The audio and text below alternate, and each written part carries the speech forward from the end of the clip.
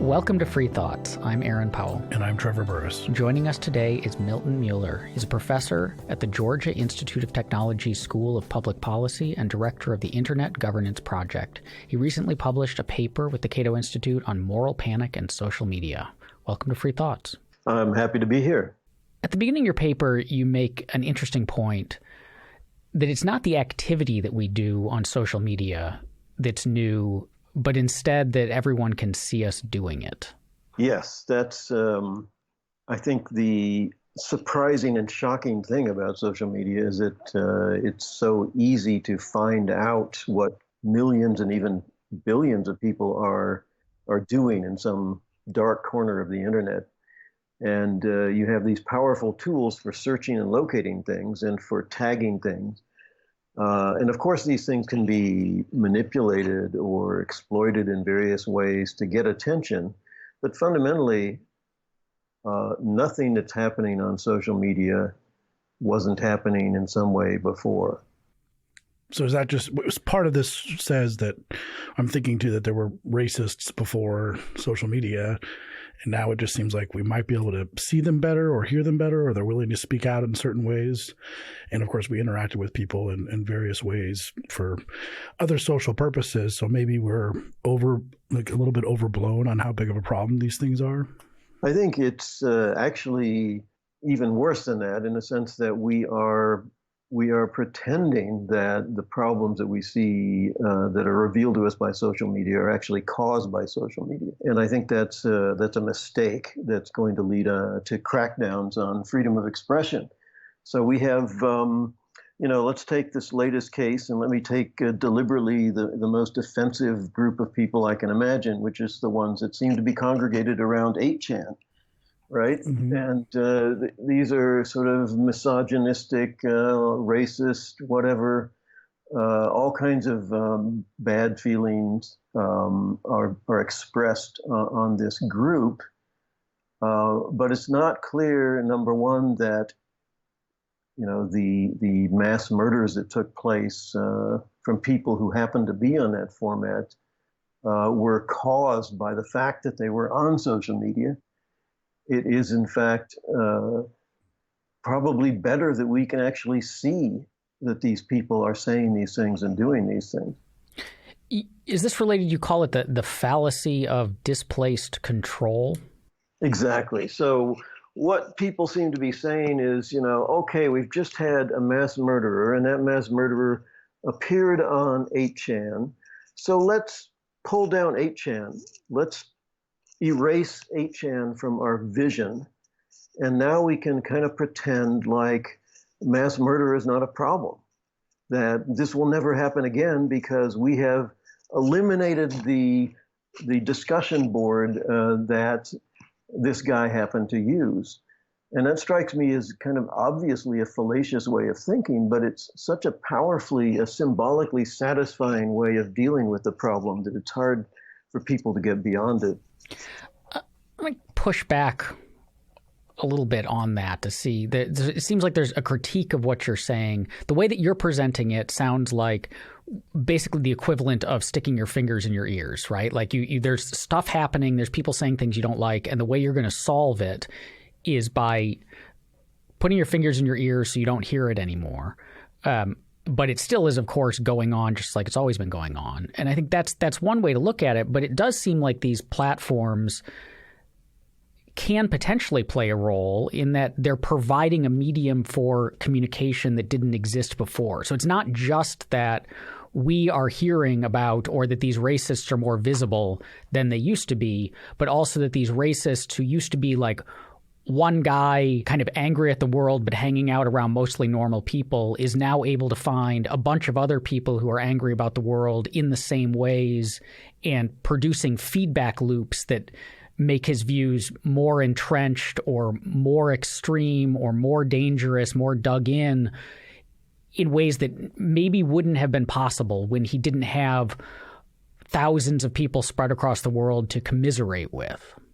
Yeah, I think that there's a grain of truth in that, and there's something to pay attention to in that, and that is yes, the the social media is so powerful in terms of locating information and locating people that you can form like-minded groups of people that probably would not have been able to find each other before.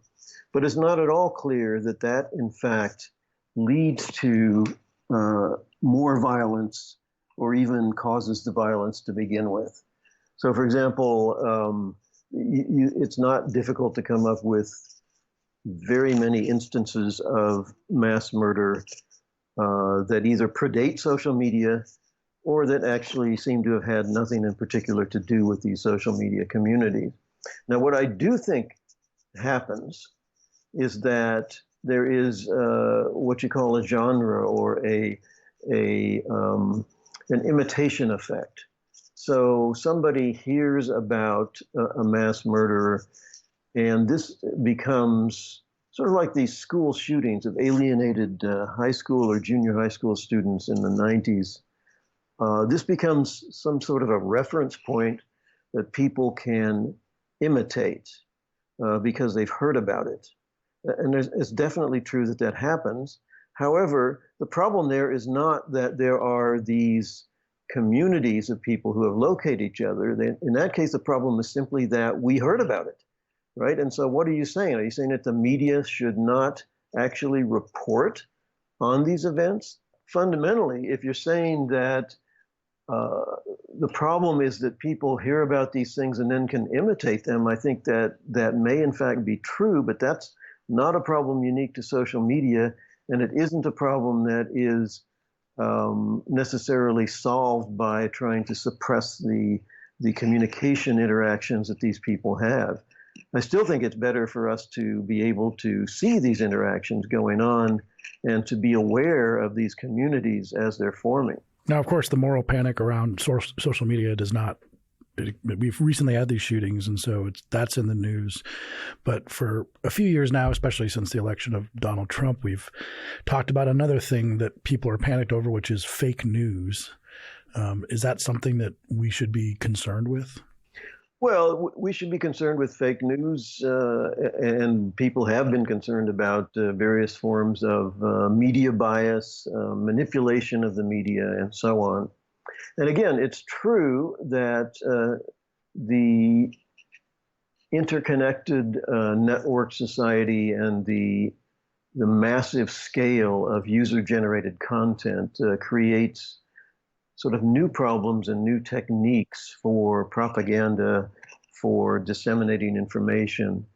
But again, the idea that social media is inherently a sort of a one-way ticket to all of these bad things you hear about is definitely a manifestation of moral panic. I mean, these people want to blame almost everything bad that's happened that was in some way connected to social media. They want to attribute the causation to the existence of social media. We've said moral panic a couple times, but how you were defining that? You kind of have a more specific definition of that than just the colloquial moral panic. Right. There's the term moral panic comes from sociology, and it's about this sort of self-reinforcing feedback loop in which people take a threat or a problem in society and they amplify it and elevate it to the point where it takes on a life of its own, and people start attributing everything to that cause without any sort of proportionality or rationality to the relationship between cause and effect.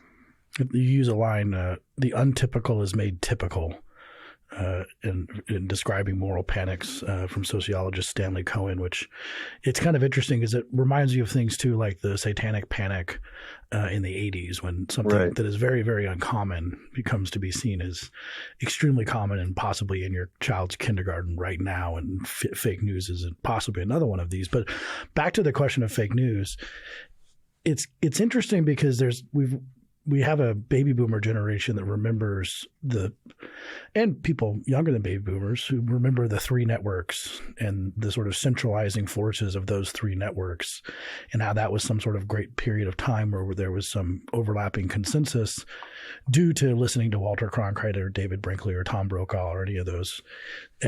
But that was also a pretty strange moment in American history, that most of American history, we didn't have three sources of news that most people turned to, and then a few newspapers. It was all spread about in different ways around the country and pretty localized. And of course, people are always prone to believing in fake things and biases. So maybe all that fake news is showing us is that this is just an inevitable fact of human nature that we're going to have to deal with and not eradicate via some strange social media programs. I think that's correct. I think the disturbing thing about the moral panic around fake news in particular, but more generally, is that the claim is that this is eroding democracy, that this is undermining fundamental democratic institutions, which is a very strong claim. And what is ironic about that claim is that it's actually a surfeit of democracy in the media that has everybody concerned, that we really are getting kind of the unfiltered, unvarnished expressions of the masses thrown before us through social media.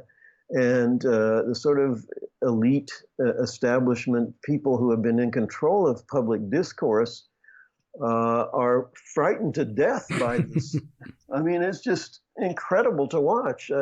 There's a very astute and very intelligent social media scientist named Dana Boyd. I think she works for Microsoft Research, or at least she used to. And it's like you hear her talk, and one of the things, the criticism she makes is that, you know, the YouTube videos show you both sides of issues that she considers there are no debate about. Okay? There just shouldn't be any other side presented as a legitimate position. And even if that other side is a position that is as horribly misguided as, let's say, Holocaust denial, the idea that you can simply rule certain forms of discussion out of the public sphere strikes me as extremely anti-democratic. And yet this is what's motivating a lot of the critiques of social media, the idea that there are just certain things out there that should be suppressed, that shouldn't be visible. I like you point out that indeed in the 1970s, progressives tried to force media outlets to include marginalized voices in their channel lineup through public access channels. Nowadays, apparently the media system is dangerous because it does precisely the opposite, which I think is an interesting point. Though it seems to me that there's something of a difference between the fake news phenomenon, at least as people imagine it, and like what Trevor just described, because it's not, the concern is not that fake news is about enhancing the voices of, promoting the voices of marginalized or fringed groups and viewpoints. It's the fake. It's that there is intentionally misleading news that is made to look like real information with the intent of deceiving people, which is a slightly different thing. And it makes me think, going back to Trevor's remark about the three networks and the boomers, I remember a study that came out maybe a year or so ago. It was after the election, about the spread of fake news online. And what they found was that sharing of legitimately fake news items was heavily, heavily concentrated among boomers. Basically, like older Americans were sharing the overwhelming majority of it. And that would seem to click with if you grew up in an era where you only had a handful of networks and they by and large were reputable. You know, they weren't intentionally lying to you, intentionally sending out fake news. You come to think of news from sources that look like news sources as being real in a way that maybe prior generations of Americans who grew up in an era where we had, you know, lots and lots of competing newspapers that all very much had their own viewpoint. Like the kind of journalistic, non-biased thing was not part of the journalistic culture at the time. But you grow up so you're used to that, but then you grow up in an era where everything looks legit. You don't really know how to operate in an era that looks more like the past. I think that there's a number of issues that you're raising there that maybe have to be dealt with separately. So one of them is the fact that this environment can be manipulated, that there are new mechanisms and new techniques, and they are automated and scalable, that can be used to inject disinformation or so-called fake news into the public sphere. And of course, that's true. And again, if you've studied public relation campaigns in the past, you know that that happened in the past as well. I think the main difference now is just the multiplicity of potential sources and the scalability of the techniques. And in some cases, the incredible, I don't know, what's the word here? The reach, the viralness, well, the ability to, like, say, make a video that really looks like it's some celebrity, having a pornographic interaction with somebody. Deep fakes. Yeah, deep fakes. And, that's new in the sense that it's different than just telling a lie in words, right? It's a little more immediate and present. So definitely this is going on. And again, it's a question of, number one, it's actually more democratic than it was before, in the sense that if you had a handful of big gatekeepers, such as the Associated Press in the Spanish-American War, manipulating your news, it was probably a bit more consequential than if you've got, dozens of bots or thousands of bots or millions of bots all doing automated forms of disinformation and trying to compete with each other to catch people's attention.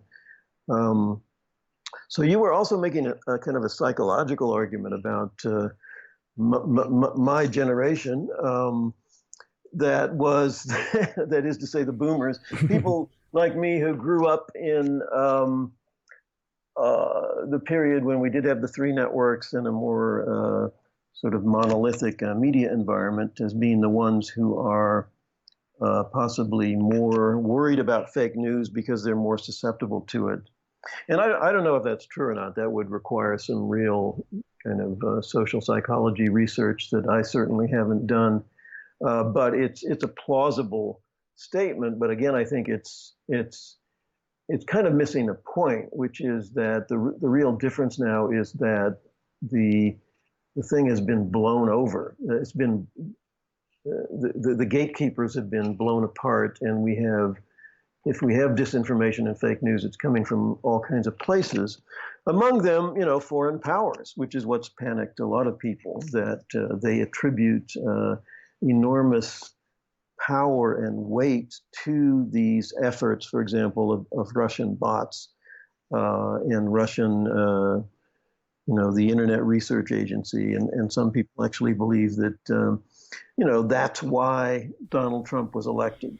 That argument that Russian bots and Russian, advertisements on Facebook swung the election, the people who are most convinced of it always seem to have a hard time grappling with the scale that we're talking about, that the numbers that you see, like this tweet from a Russian bot was shared 10,000 times, and you think like 10,000 looks like a really big number, but in the scheme of how big Twitter is, it's vanishingly small. Or these Facebook ads we heard about, how 100,000 voters were reached by these Facebook ads, and I like to point out, like, I have run ads for libertarianism.org that have reached more people than that, and I have yet to swing an election, right? Maybe we did. We don't know. So you're really falling down on the job.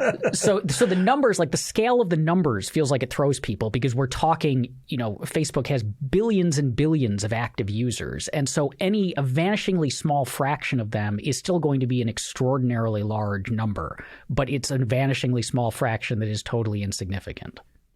Right, and this is a very interesting debate for an academic involved in this, because it's all about sort of networks of communication, how they work, how influential they are. But to choose the most recent example I had of this, you probably watched the Democratic debates in which Tulsi Gabbard really slammed Kamala Harris, and immediately there were a lot of tweets. I think I made a tweet saying, a very boring tweet saying something like, "Oh, her attack on Harris was much more effective than Biden's." But there was another, it's turned into a hashtag. I can't remember exactly what it was, but something like, Kamala Harris is toast or something like that.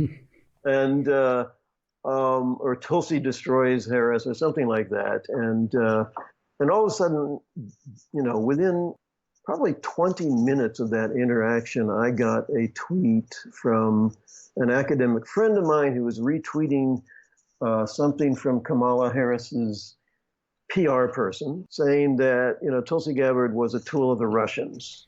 Yeah, she was a tool of the Russians, and that the Russians wanted to take out Harris. And so our whole discussion now is kind of poisoned by this idea that we're being manipulated by evil foreign forces.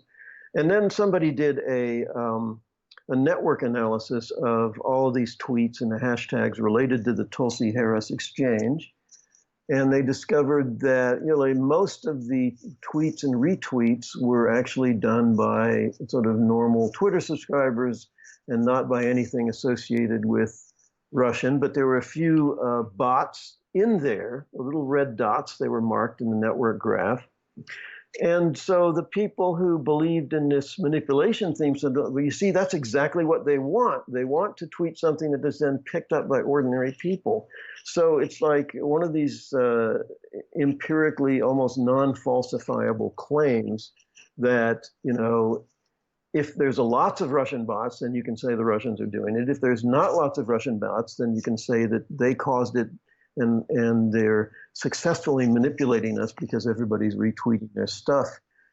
So this is something that, requires really more scientific research, but fundamentally it's all about the old debate in communications about influence and how opinion is molded and shaped by various hierarchical relations among people.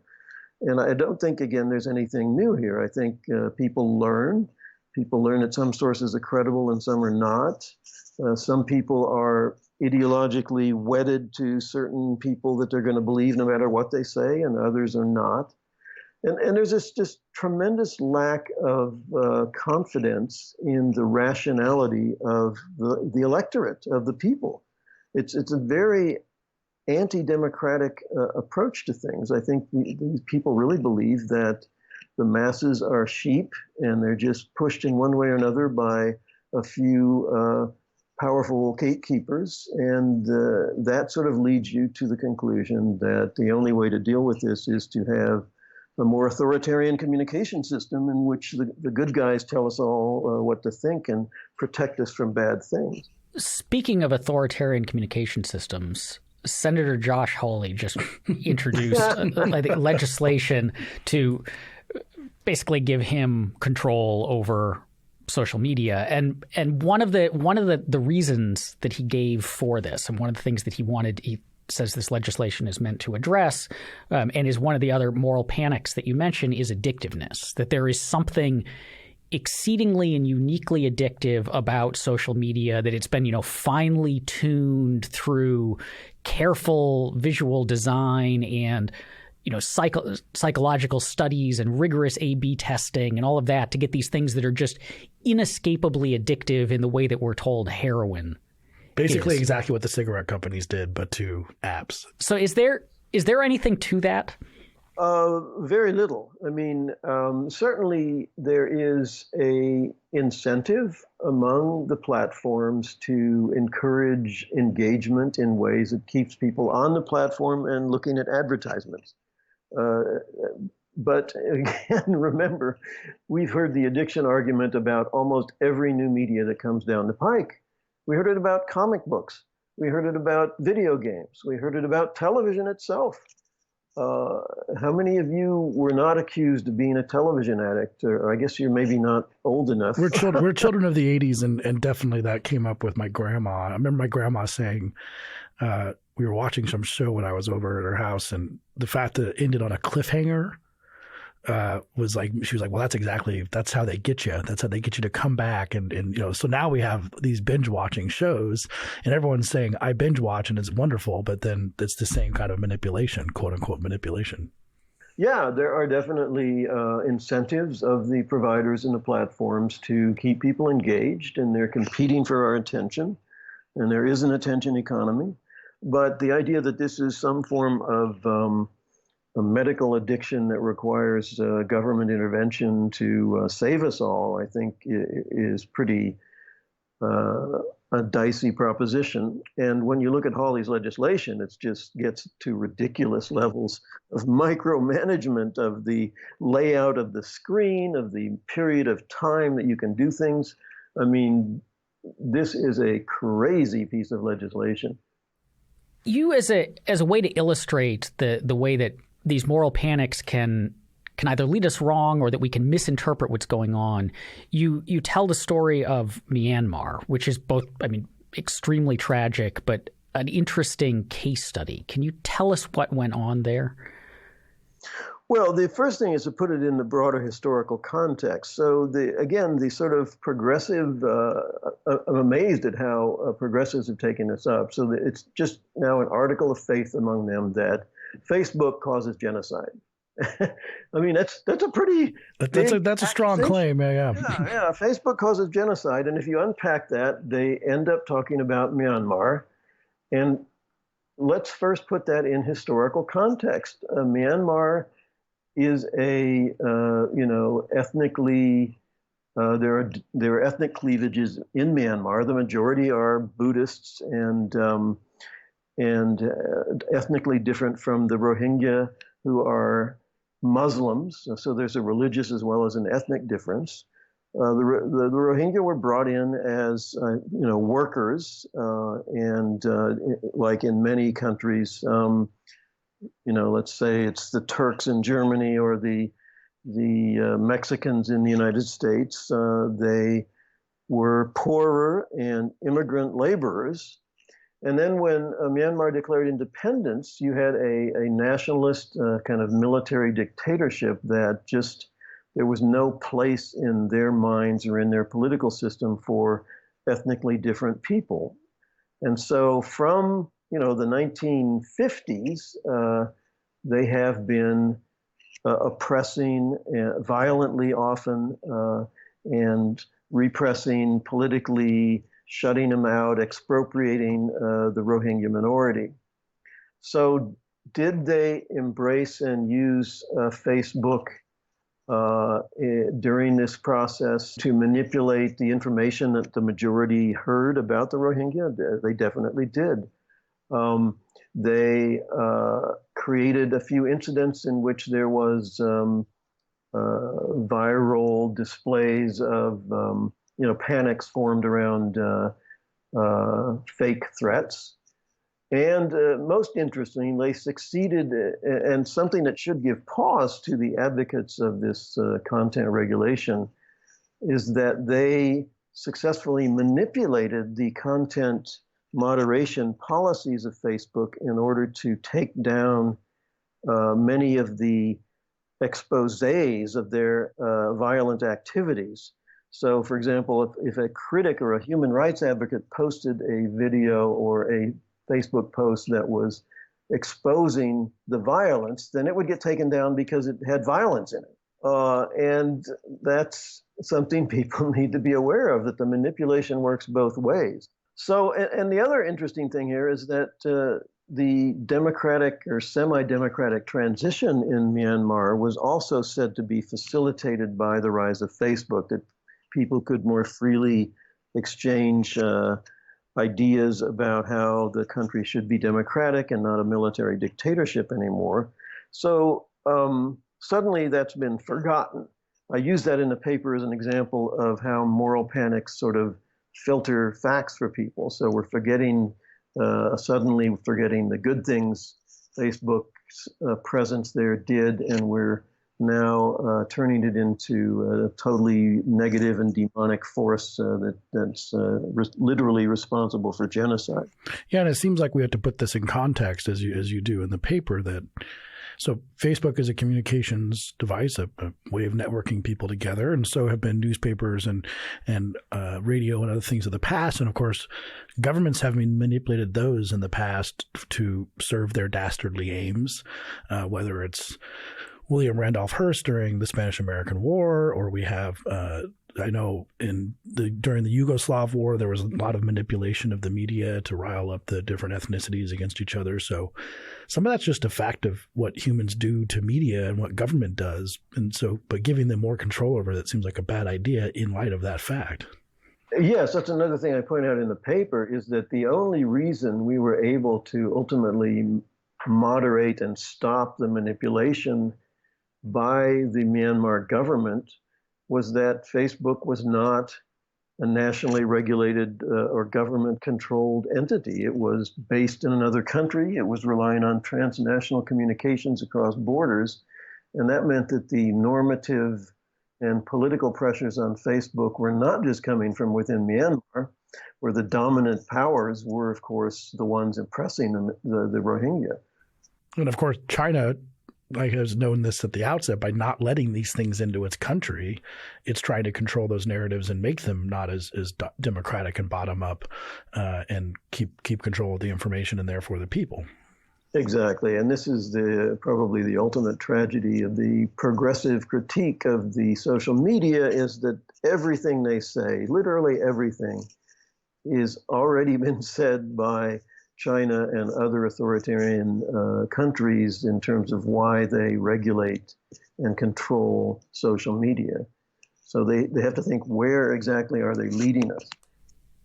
We've touched a bit on prior moral panic. So we mentioned comic books. I think we mentioned radio as well, and how these things played out and the similarities.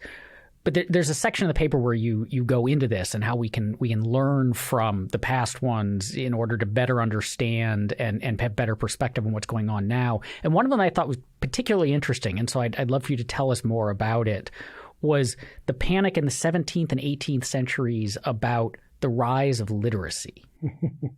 Right. Well, I mean, the whole Catholic Church was based upon the idea that the clergy was the intermediary between God and the people. And so they did not encourage readership of the Bible. You were supposed to get your exposure to the sacred texts through these intermediaries that fundamentally controlled, what people could hear or tried to anyway. There was still various forms of heresy even before then. But the whole Reformation and the Protestant Revolution was all about direct access to the text, and that was presuming a sort of the growth of literacy in the 15th and 16th centuries, to the point where pretty much secondary people could read the scriptures for themselves and make their own interpretations for it. Now, did this lead to instability, sectarianism? Yes, it did. There's no question about it. But again, that poses you the questions. So what is your remedy for this? Is it to keep people in the dark? Is it to keep them illiterate? Or are you just saying, as society develops new media and new forms of communication, we have to learn to deal with them in ways that are consistent with notions of individual freedom and individual choice? Now, in your paper, you also deal with an important and relatively in the news right now, and I think will be in the news for quite a while, but Section 230 of the Communications Decency Act, there's been some prominent op-eds in the Wall Street Journal by Dennis Prager on this, which made a ton of errors, and Charlie Kirk wrote one for Washington Post. It seems like, first of all, no one understands what Section 230 actually is. I think the New York Times printed a correction to one of their 230 op-eds and said that Section 230 protects hate speech online, and then it said the correction was that was an error. It was actually the First Amendment that does that, not Section 230. So what does Section 230? What does it say, and what does it do? So Section 230 is a very interesting piece of law, and sometimes I compare it to squaring the circle. So essentially, in communications, you have, let's say, three different models that you could talk about. The First Amendment model basically applies to the government, and it says, thou shalt not. Thou shalt not censor anything. Thou shalt not establish a religion. It just keeps the government out of the picture. And then in the private sector, you've had two models. One of them is what you call the common carrier model, where you're a telephone company, you carry calls. Because you're a common carrier, you're open to anybody. You're not responsible for me plotting a crime on the telephone. You're not supposed to be policing that. If I commit a crime, you're not supposed to be responsible for it. And then the other model is the editorial model of the newspaper model, where you are responsible for what you publish. And that also means that you have complete discretion as to what you publish and what you don't publish. Now, you're not like a telephone company. You don't just have to take information from anybody who wants to transmit it and non-discriminating publish it.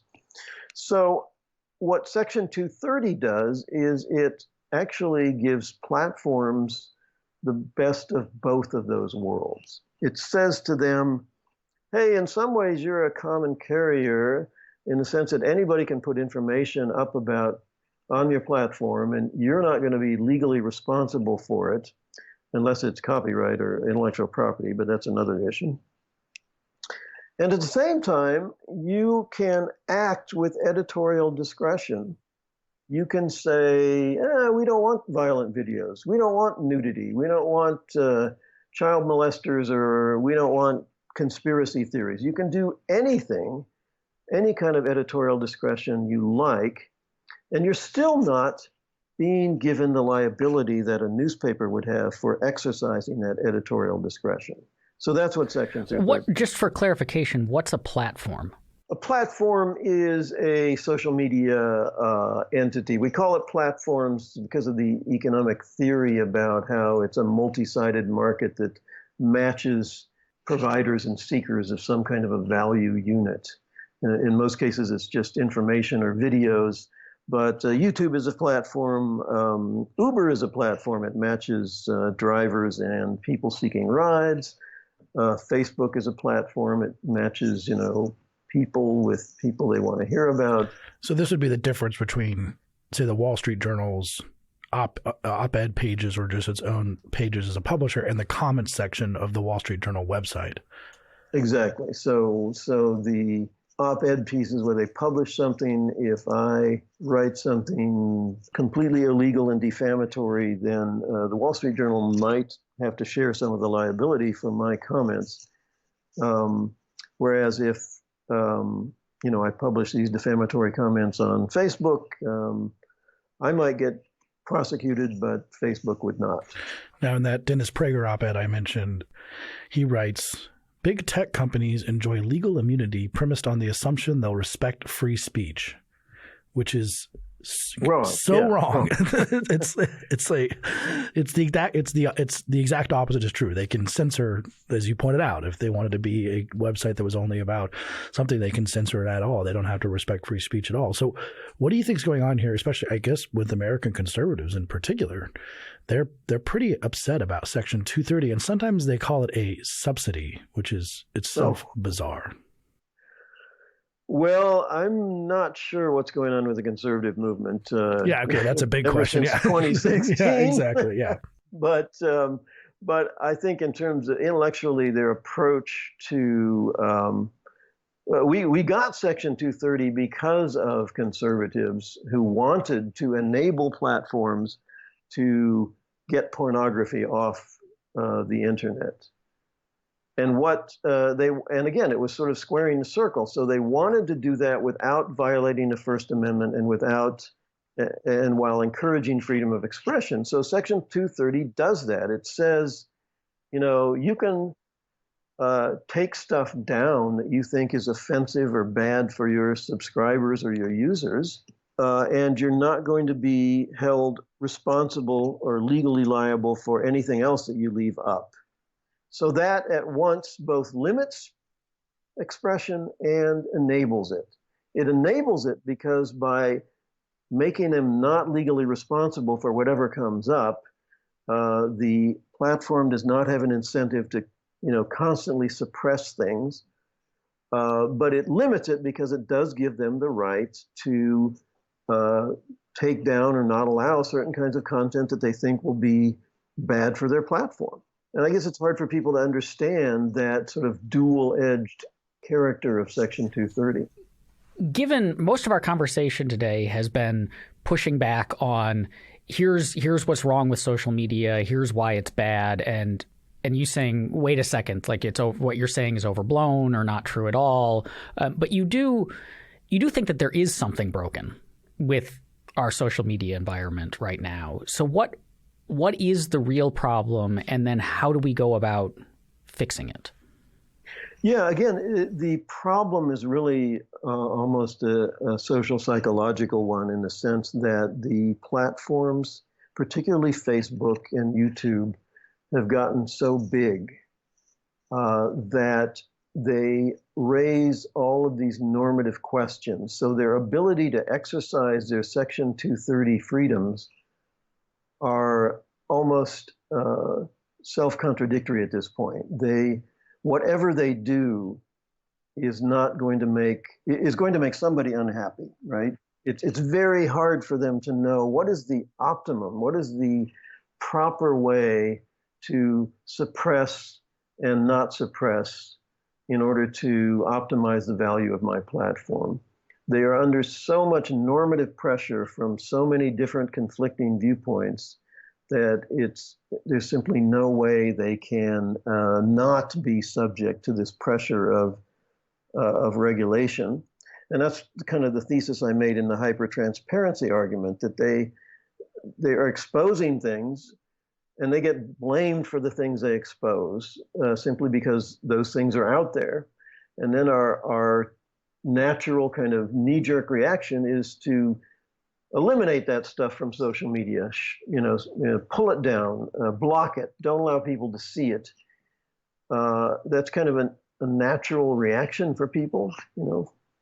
Once they've seen bad things happen by people who use social media, they want to block the expression on social media.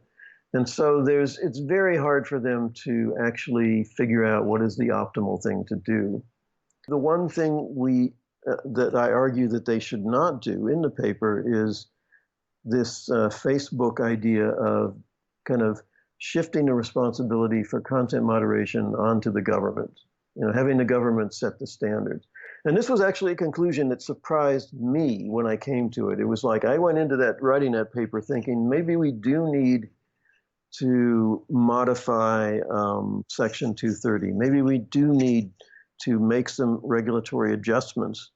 But the more I thought about it, the more I thought, no, that's precisely what you don't want to do. You want the platforms to maintain the responsibility for making those choices and to bear the economic consequences in terms of their user base. And if they're learning that they're too big, that there's no way they can satisfy everybody, and that there's no way they can maintain a cohesive community by being so huge, then maybe that's a good thing. Maybe the new competitors and alternative platforms will arise and people will migrate to them, and we won't have this incredible concentration on one platform. The concentration was something I was thinking about as I was reading your paper, because one of the things that always seems to happen when we're talking about policy and the internet is that the internet moves very, very quickly and things change very quickly. And so we think like this is the way, Facebook is huge and this is the way it's always been and always will be. So we got to get this solved. But Facebook is, in the scheme of things, quite new.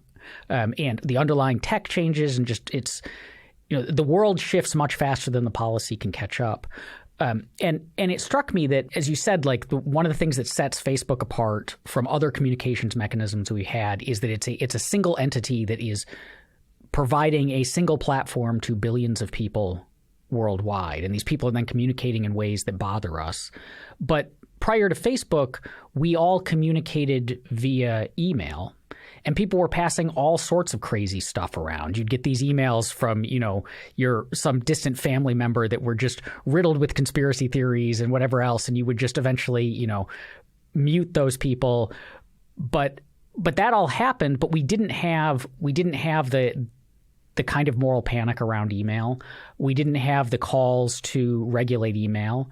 The problems that did exist in email, say spam, ultimately were mostly solved with technological changes. Spam filters got very good. And I wonder if what sets email apart, and the reason that we didn't get a Josh Hawley Act for email, was the decentralization, the fact that there wasn't much that you could do. So there's Gmail, and Gmail has a lot of users, but it's an open system. Anyone can set up an email server. And so do a lot of these problems and the kind of psychological drive to blame Facebook for genocide in a way that we wouldn't blame email for genocide, does that go away if social media eventually becomes decentralized? I think it does, yeah, definitely. And this is an amusing sort of interaction I've had with some of the advocates of content moderation, because typically, if they're your typical kind of liberal or progressive digital rights advocate, they're very concerned about this sort of problems of social media, and they're calling for various forms of cracking down on hate speech and so on and so forth. And at the same time, they're complaining about the concentration of economic power and dominance in these big platforms, and they're calling for, let's disseminate the freedom box, or let's have these completely decentralized forms of social media. And I'm telling to them, look, you can't have it both ways. If you want content moderation, if you want to regulate hate speech or all the other kinds of speech that you don't like, you have to have concentration. If you have the decentralized system, all that stuff is actually going to flourish. All that stuff you don't like is going to be there, and you won't be able to reach it. So make up your mind as to what you actually want. Me personally, I'm fine with a decentralized system. If people commit crimes, I, of course, think that they should be prosecuted and discovered. But the idea that you're going to concentrate everybody into a single platform and then impose various forms of content regulation and moderation on the platforms, working secretly or openly with the government in the background, this to me is, I think, the worst possible outcome. And I think it's also important, Eric kind of alluded to this, but we are, in terms of world history, if you look back, we mentioned comic books and literacy and all these television scares. They're often perpetuated by people who are new to the media, so older generations who aren't growing up on it, so you're not a digital native in the term. But in terms of the history of the internet, we are in infancy. The scares over Facebook, adolescence, but scares over Facebook, might be a weird footnote to history in 30 years, or just like, people were scared of violent video games in general, and then a lot of people grew up on video games and became adults and realized that wasn't really a problem, and an internet generation is going to understand better what the problems are and what they aren't, rather than people who are baby boomers. And so some of it's just chill and wait and see. Well, I hope so. I mean, that's an optimistic approach. The other thing that could happen is that we institutionalize the dominance, like we did with AT&T around 1920, and we say, okay, you're a big dominant monopoly, and looks like you're going to be here for a while, so we're going to create our regulatory system around the presumption that the telephone system is a monopoly, and we're going to regulate prices and regulate this and regulate that. That could happen, particularly when you have Mark Zuckerberg giving us 4 ideas about how to regulate the internet.